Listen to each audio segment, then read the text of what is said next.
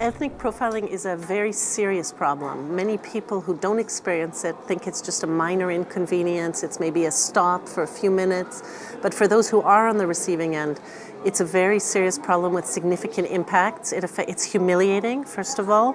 People are often stopped in front of other people and they're being singled out as potentially criminal, potentially delinquent. People even describe it as psychological and even physical trauma. It's also for many, often children, the first contact with public institutions, so it really harms their trust in institutions and often even their projections about themselves and their future. It also affects people's sense of belonging. They feel that no matter what they do, how they achieve things in their life, they'll still never belong and they'll still be seen as suspicious, as criminal and potentially outsiders.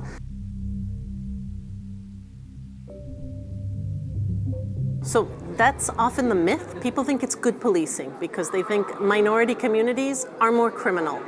The fact is these are racial stereotypes and generalizations that do not hold out when there's data. So in every context where there's been data and where stop and search has, for instance, led to where they've measured what's illegal that's been seized, when criminal activity has been discovered, they've found that this is basically equal across ethnic groups, and even sometimes minority communities, it's significantly less.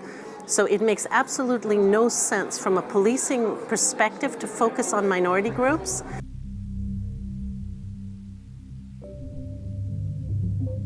It's a difficult problem to tackle because it's a type of structural discrimination. So often the reactions are just to do training or focus on individual officers, but that's not using the appropriate response for a structural discrimination problem.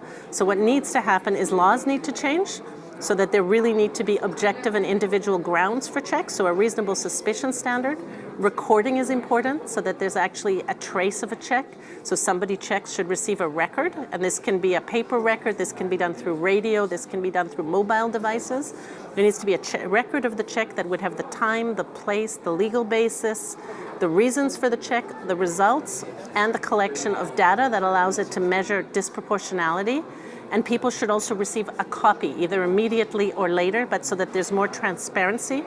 And then it's obviously really important that supervisors engage. The supervisors are key to actually translating measures into operational practice. There was a very famous test in New York in the Customs Service where they were searching for drug mules, and the border officials had a profile where they were basically looking for a Latina woman and doing cavity searches.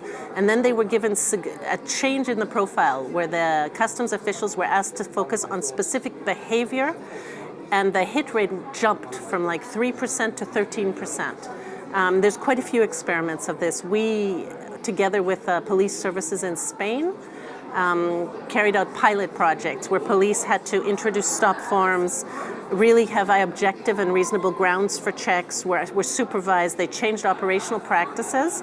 In the first 3 months of the project, the number of checks dropped by 3, and the effectiveness went up by 3, and disproportionality, so targeting of minority groups, came down.